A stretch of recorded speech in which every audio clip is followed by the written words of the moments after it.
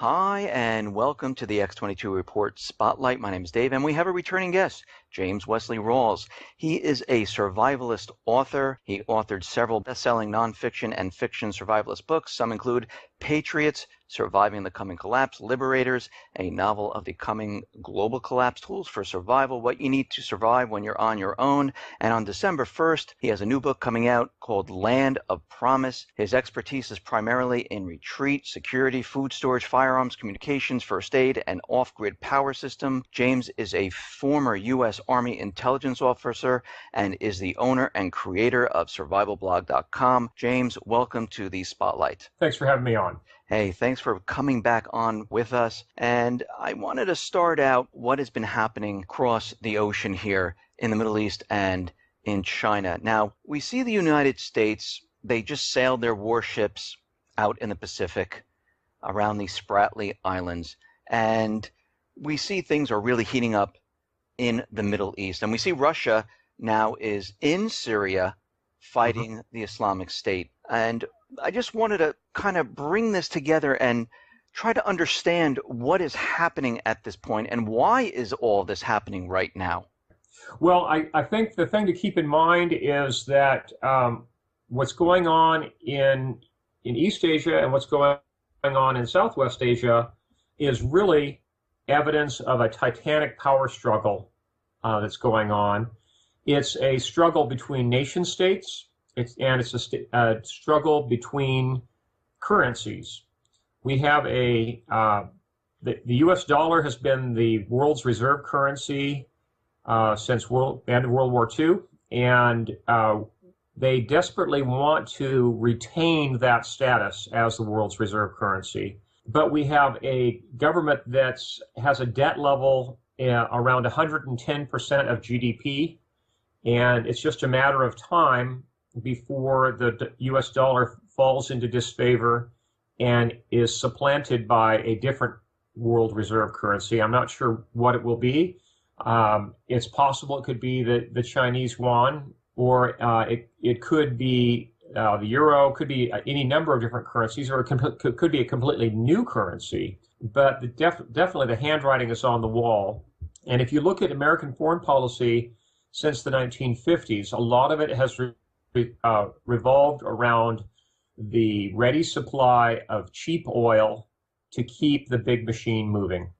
And if you look at our foreign policy in the Middle East for the last 20 years, you can see that there's been a really strong emphasis on propping up governments that are pro-Western and that want to trade in oil in U.S. dollars, and demonizing any country that dares to start trading in oil with anything other than dollars. And that's one of the reasons that Iran has really been in disfavor with the United States. Currently, the situation in Syria is very dire. There are so many different actors in play there that it's really a gamble to see how it's all going to turn out. There are so many nation states and so many surrogate armies involved in Syria. It's really hard to keep track. You've got the former Soviets, the Russians have come in with the goal of both supporting the Syrian government and with trying to suppress ISIS. But they've been expending just as much money, manpower, material, and effort and air hours with air sorties going against Kurdish separatists as they have going against ISIS. So we run the risk with the involvement of both Russian special forces, the Spetsnaz, and American special forces in country, and both Russian aircraft and American fighter and bomber aircraft in country. We really run the risk of going, as Slim Pickens put it, toe-to-toe in nuclear combat with the Ruskies. So we're really at risk of a conflagration in Syria. It could very well go nuclear, and it could very well turn into World War III. We see this occurring right now. Now, let me just clarify something here. Russia and China, for that matter, they are not like Yemen, Iraq, where the U.S. can go into those countries and pretty much overrun the government there and do whatever they need to do in those countries, replace the government, whatever they're doing. Russia and China, on the other hand, they're basically advanced actors. They have weapons equal to or greater than the United States. Right. And as we move forward here, before we even get to a nuclear war, how do you see this playing out with Russia and China if both of them get involved in this? Do you see the United States having the upper hand, or do you see the United States not doing so well against these countries? Well, with Russia, we have the disadvantage of having much longer chains of supply. The Russians have almost internal lines of supply into that theater. So they have that inherent advantage. They also seem to have much greater resolve than the U.S. government. Our current administration, or the Obama regime, as I refer to it, has no backbone whatsoever. If you look at the history of the Obama administration, time and time again, they have kowtowed to other governments. They have bowed literally to Islamic governments, and they just don't show any really strong resolve at all. If you look at the way all the negotiations went on with Iran for the much hyped nuclear containment deal, we basically caved into the Iranians time and time again and gave them just the treaty that they wanted, with no verification whatsoever and with no teeth in it whatsoever if they were to violate that treaty.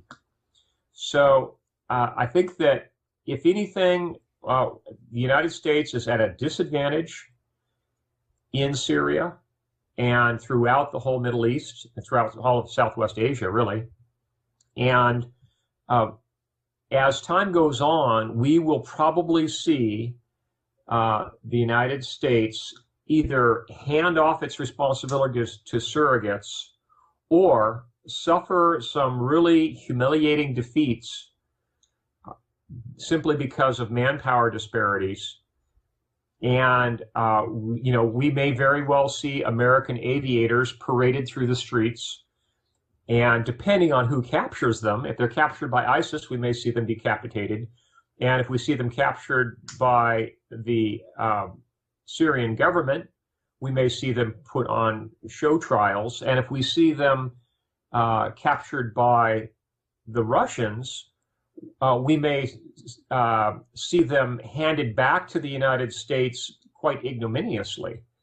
So essentially, it's a lose-lose situation in Syria. How is this war? I mean, everyone's talking about war. You see it, on other alternative media. You see it even in the corporate media. And people have been talking about World War III. But the question is, and I just want everyone to be clear and understand how this war is going to be completely different than World War I and World War II. I mean, those two wars, nothing really happened here in the United States. Right. We very well could see terrorist attacks or weapons of mass destruction of various sorts used right on American soil.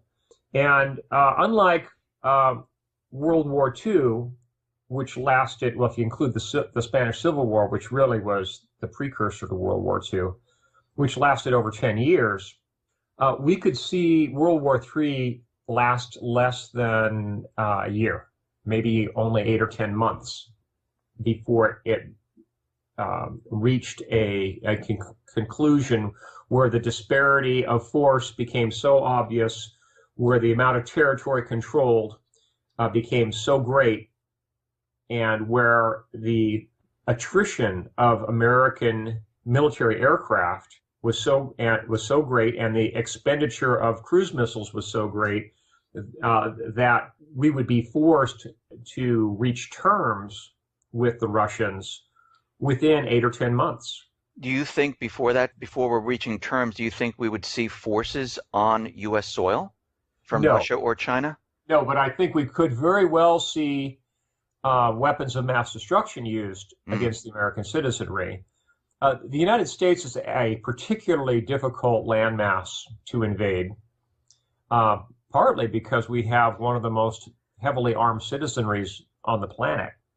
I think only Yemen has more firearms per capita than the United States, and even those guns aren't counted. So it would be a fool's errand to try to physically invade the United States. But as recent history has shown, it's very easy to terrorize the American people. And all it would take is one biological weapon, one chemical weapon, one even subcritical mass nuclear weapon, just a dirty bomb, to throw America into an absolute panic. Do you think during this course, as it plays out, Russia would fire one of its ballistic missiles just to show that they can reach the United States and get through, the missile shield and hit a target here in the United States to send a message that, we can do this? That's actually problematic because our missile defense system really cannot distinguish between a intercontinental ballistic missile that's carrying a nuclear warhead versus one that's carrying a conventional warhead. And the response that we've planned for and trained with so diligently has always been a nuclear response.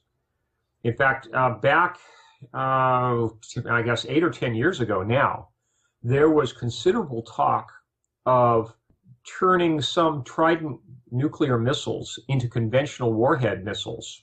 But that idea was scrapped because the military planners realized that if those were used against any nuclear power, they might misinterpret a launch of one of those missiles from a submarine as a nuclear launch, and then go ahead and initiate a nuclear response. So I think that the Russians are basically in the same situation. They wouldn't use an intercontinental missile against the United States. And in fact, I think that in the war in Syria, their basic game plan is to use as much firepower as they can politically get away with, which means everything short of nuclear weapons, in theater.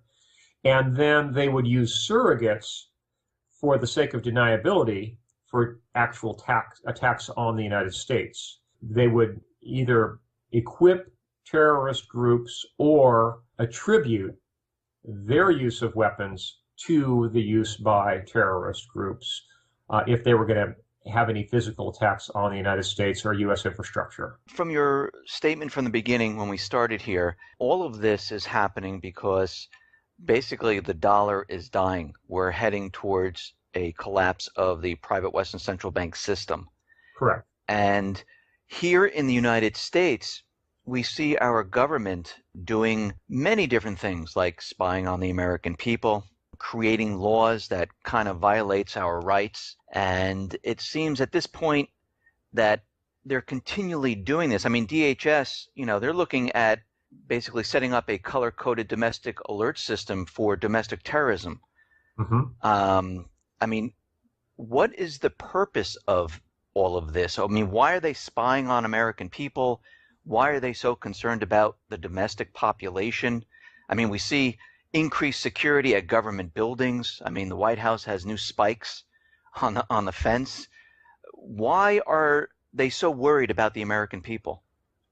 Well, I think what it comes right down to is that the power elite wants to remain in power.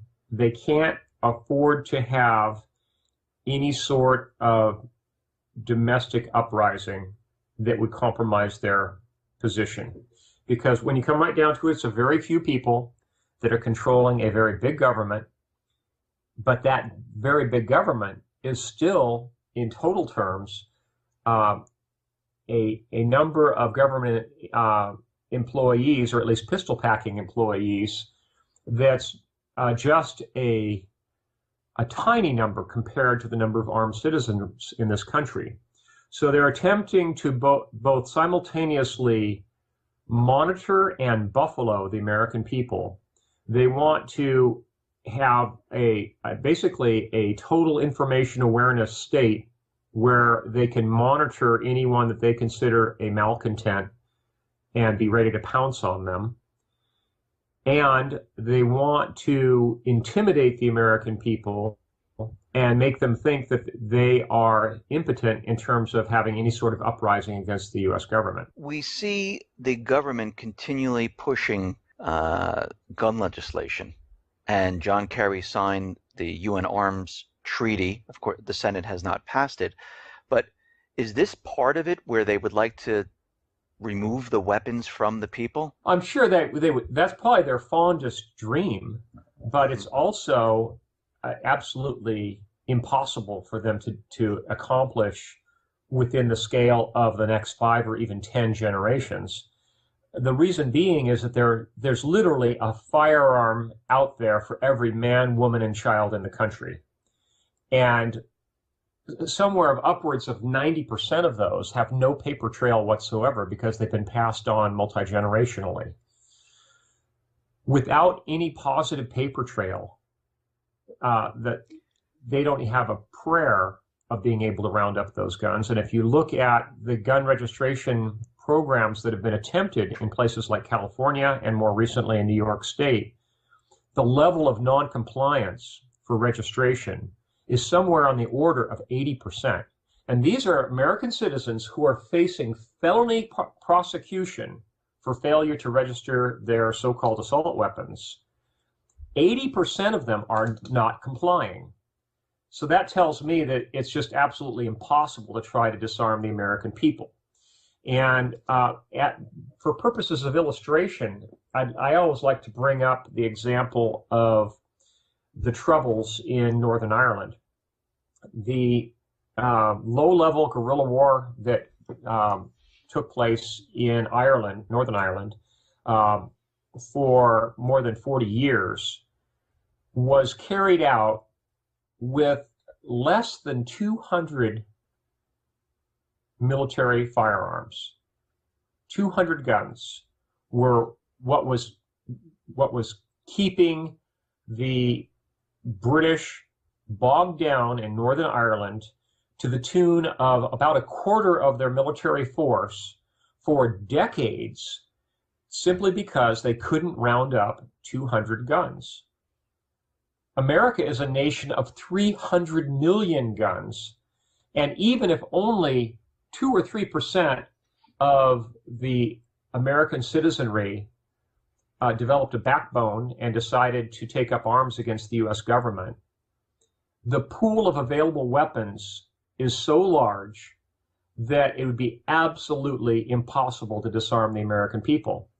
Not to mention that 3D printer technology is coming along to the point where basically anyone can create a gun, an untraceable gun at home. Yeah, albeit, it's probably going to be a single-shot weapon, most likely. But in the right hands, a single-shot weapon works just fine. But they're continually trying. I mean, they continually... Oh, yeah, sure. They want it to happen. Yeah. Like I say, it's their fondest dream. But it's just not realistic to think that they're going to make it happen. In the short term, they could pass legislation making it illegal to own a magazine-fed or detachable magazine semi-automatic firearm, and they could put a very stiff penalty on it. But what they'll end up doing is turning more than half of the American citizenry into felons, just waiting to be prosecuted. You can't lock up half the population.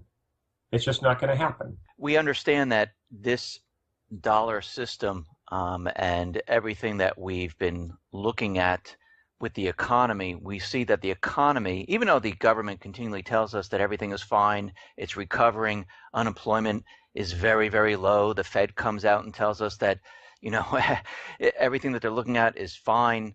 When you really look at the real data and information, and you see that retail is contracting, housing is starting to kind of fall apart.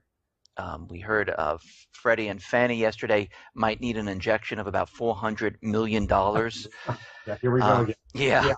And you're starting to see all this, and you're starting to realize that this economy is not doing as well as they're saying.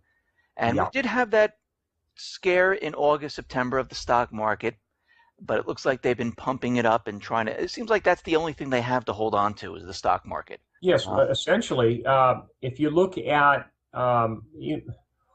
if you want to look at the real economy, look at the genuine unemployment figures and look at the corporate layoffs. Look at transnational shipping, like the Baltic Dry Index, for example. Look at all the shippers reducing their sailing schedules, for example. Look at layoffs by companies like Caterpillar Tractor in Peoria, Illinois. Cat Tractor is a multinational corporation. It's not just an American corporation. And they sell over 200 types of heavy equipment. If they can't make a profit and keep their employees working, selling into a global market, then that tells you that we're in a global depression. And frankly, I think we've been in a depression. We've just been in the opening stages of it ever since about 2001. In the long term, our economy is pretty well doomed because it's tied to a fractional reserve banking system and a system of very heavy taxation and a inherently weak economy that's being only propped up by artificially low interest rates. If it weren't for ZIRP, or what's soon to become NIRP, negative interest rate policy, we wouldn't have a functioning economy right now. We would be in the depths of a depression greater than the depression of the 1930s.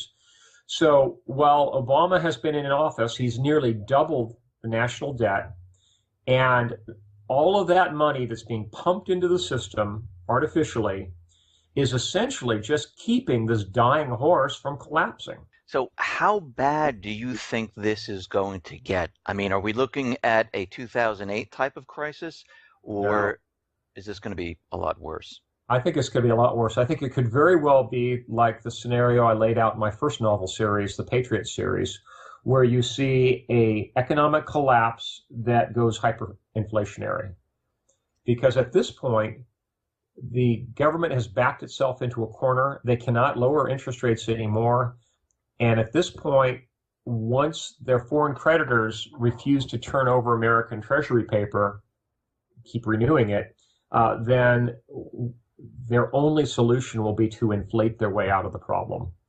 Inflation, of course, is a hidden form of taxation. So essentially, what they're going to be doing by inflating the currency by 50% per year, say, and then more, is they're effectively going to be placing a 50% tax on the American people on their after-income savings. You know, one of the great things about America is that even though we've had fairly high taxation, they've only taxed us once. You get taxed once on your income, and then that's it. You can keep it, and it's yours to keep. But through inflation, if they institute high inflation through massive overspending, then effectively you're getting taxed twice. You're getting taxed a second time in the form of a hidden tax, which is the inflation of the currency, which means the buying power of your currency will be cut by half, and then by half again, and then by half again. And the beneficiary will be the government. It'll essentially be like what happened in Mugabe's Zimbabwe, where hyperinflation taxed away the net value of everyone's savings, both what they had in the banks and their mattress money. It was essentially taxed away to zero. By the time all was said and done, the largest bill they printed was a $100 trillion bill, And those were only in circulation for a couple of months before even they became worthless. So we could very well see a comparable situation in the United States where the government attempts to tax its way out of the problem through a hidden form of taxation, hyperinflation. Overstock Chairman Jonathan Johnson, he came out and he says that his company is preparing. I mean, they have something like $10 million worth of gold coins. They're putting away food and supplies. Right. And this is huge because this is telling the world right now, especially everyone in this country, that something is wrong here. And he's telling, and from this message, we're hearing that you should prepare. I mean, why should people prepare right now for what is coming? And we understand that there's a collapse looming right on the horizon, but why is it so important to prepare? Well, you really can't count on the government to bail you out in any sort of disaster.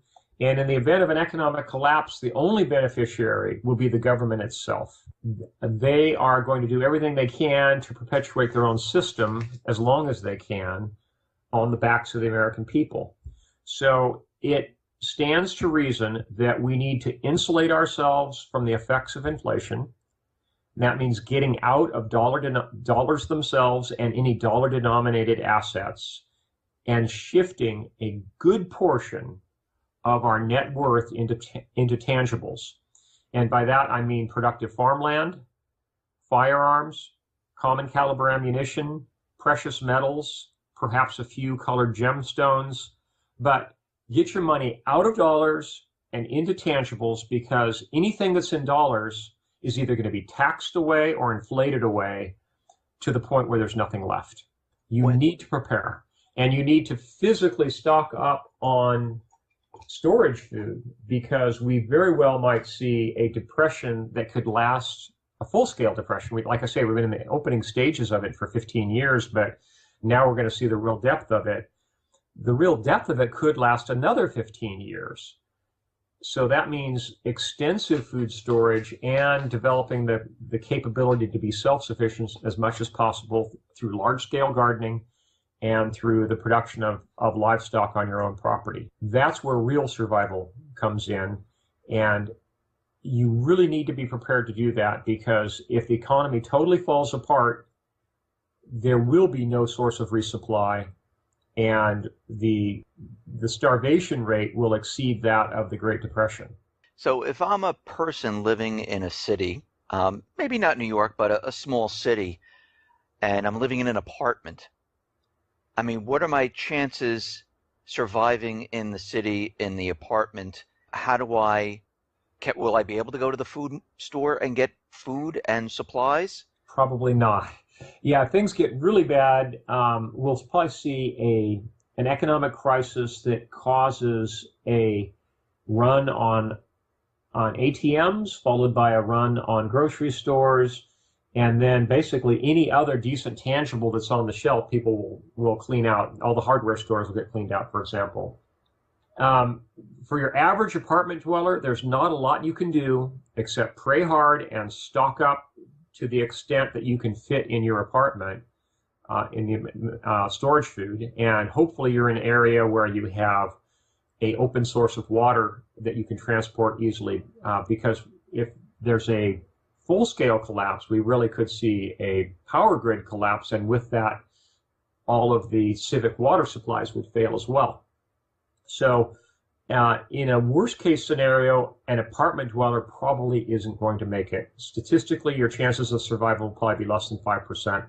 And your only real hope would be if you had country cousins and you can bug out of the big city as quickly as possible to a well-prepared rural retreat that's already stocked, because you may only have one trip out of Dodge. You may just have one trip. You won't have a chance to go back and get anything else. So the vast majority of your food storage, your gardening tools, your gardening seed, weapons, ammunition, communications equipment, all that needs to be pre-positioned at that rural retreat. When we hear about the collapse, we just mentioned the city, there's going to be, no resupplies of the food inside the city. And a lot of people talk about, people rioting, people getting, of course, very upset that there's no food. Do you see a mass migration at that point of people trying to leave the cities? I mean, there's Yes. thousands upon thousands of people, and of course, the East Coast, the West Coast. I mean, there's a lot of people. Right. Do you Well, I see? think what we're seeing right now in Eastern Europe with the flow of Islamic so-called refugees, is actually an invasion of Western Europe, is just kind of a foretaste of what we would see in the event of an economic collapse in this country. We'll see a huge number of people who are forced out of the big cities and who are going to disperse themselves into the suburbs and eventually into the countryside. And in fact, eventually all the way to wilderness areas. Some of them will get that far. But it is very likely that what we'll see is what I refer to as the Golden Horde, which is going to be a mixed group of both refugees, legitimate refugees, and looters pouring out of the big city. The problem will be most of them will be armed, and it will be very hard to distinguish between those people who are legitimate refugees and those who have actually just come out of the big cities to go looting. They'll be like Vikings. They'll be on a Viking mission. So where will the government be at this point when all this is going down? I think that the government will be in hiding, quaking in their boots, hoping that they don't get hung from the nearest lamppost. Really, the government, at that point, the government won't be able to respond. The organizations like FEMA really are not prepared to cope with a disaster of that scale. Once the system starts to break down, even any attempt of the government to respond will be like spitting in the wind. It's just not going to have any real effect. Even if the government wanted to declare martial law, for example, there aren't enough if you take all federal troops and all of federal law enforcement together, they would only be able to institute martial law in 2 or 3 major cities. So who's going to institute martial law in the rest of the cities? It's just not going to happen. The numbers just don't add up. And I think that's one reason why you see the real mission of organizations like FEMA, its underlying mission that's not very well publicized is actually continuity of government. Their real mission is to try to preserve government functions in the midst of a massive collapse. And that's why the government has invested millions upon millions of dollars into deep underground shelters and communications infrastructure to go with it. Before this actually occurs where everything starts breaking down, at the beginning stages where things start to break down, what do you think the government's response will be? Let's say the market, like we saw back in 2000. Yeah, I think well, there's already circuit breaker procedures in effect for the stock market, but the government itself could institute a cessation of trading on the stock market and on all the commodities markets. The government would probably declare a banking emergency where all the ATMs would be shut down and all the doors of all banks would be closed. And it would be a matter of weeks or even months before people might be able to get back into their banks and be able to get to their safe deposit boxes. So let that be a reminder to your listeners. Do not store your precious metals in your safe deposit box. Do not. You need to keep them well hidden at home, because your access to those precious metals will probably be curtailed by a banking holiday. So a lot of people thought that, the economy was not going to make it through this fall. I mean, we saw what happened in August with the stock market, September, and a lot of people were saying, most likely in October, maybe November. What is your time frame when you think things really are going to start falling apart?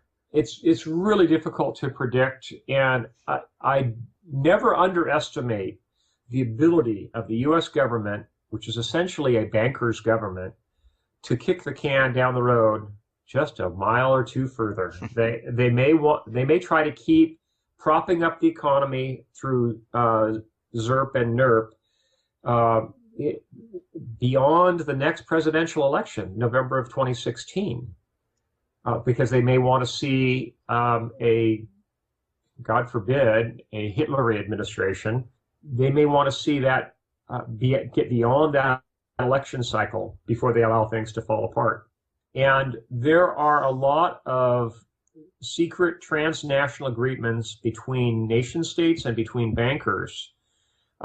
When they announced that quantitative easing was ending in the United States, I just laughed. There's no way they can stop quantitative easing. What they've done is they've replaced it with a hidden form of quantitative easing by means of international transfers of credit swaps, for example, and some really large derivatives manipulations. They still have just as much quantitative easing going on right now, even though officially QE2 is ended.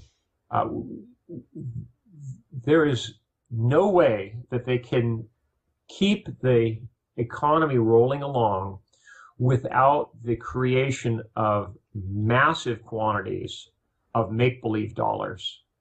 And I think they will continue to do that as long as possible, because let's face it, the politicians that we have in office are not statesmen who are thinking about the next generation. They are truly politicians who are only concerned with the next election. For my last question, I wanted to ask you this. I mean, Obama is continually out there and he's giving speeches, and he mentioned this many, many times where people were asking him about a third term. We hear a lot about that, and he says it's completely unconstitutional. But yes, it's very odd to me that they keep bringing that up. I mean, we know that he can't run for a third term, but is there a way for him to stay as president? Well, yeah, I guess he could stay as president pro tempore or whatever if they have to suspend the election. Say, for example, they orchestrate a collapse before the November 2016 election. If there's an absolute economic collapse and there's chaos in a lot of major American cities, they could suspend the election and keep the Obama regime in office for quite a long period of time. There's no precedent for that, but nor is there any constitutional procedure for that. But again, never underestimate the ability of the government to keep things moving along in their best interest. I think we could see, indeed, not necessarily a third term of office for Obama because it's not constitutionally allowed, but under martial law, who's to say what could happen? True. James Wesley Rawles, thank you very much for being on the X22 Report Spotlight. Thank you. Thank you.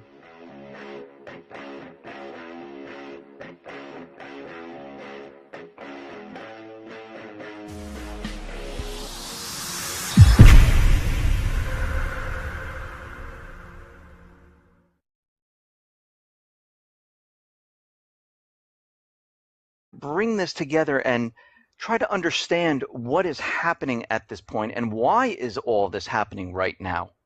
Well, I think the thing to keep in mind is that what's going on in East Asia and what's going on in Southwest Asia is really evidence of a titanic power struggle that's going on. It's a struggle between nation states, it's a struggle between currencies. We have the U.S. dollar has been the world's reserve currency since the end of World War II, and they desperately want to retain that status as the world's reserve currency. But we have a government that has a debt level around 110% of GDP, and it's just a matter of time before the U.S. dollar falls into disfavor and is supplanted by a different world reserve currency. I'm not sure what it will be. It's possible it could be the Chinese yuan, or it could be the euro, could be any number of different currencies, or it could be a completely new currency. But definitely the handwriting is on the wall. And if you look at American foreign policy since the 1950s, a lot of it has revolved around the ready supply of cheap oil to keep the big machine moving. And if you look at our foreign policy in the Middle East for the last 20 years, you can see that there's been a really strong emphasis on propping up governments that are pro-Western and that want to trade in oil in US dollars, and demonizing any country that dares to start trading in oil with anything other than dollars. And that's one of the reasons that Iran has really been in disfavor with the United States. Currently, the situation in Syria is very dire. There are so many different actors in play there that it's really a gamble to see how it's all going to turn out.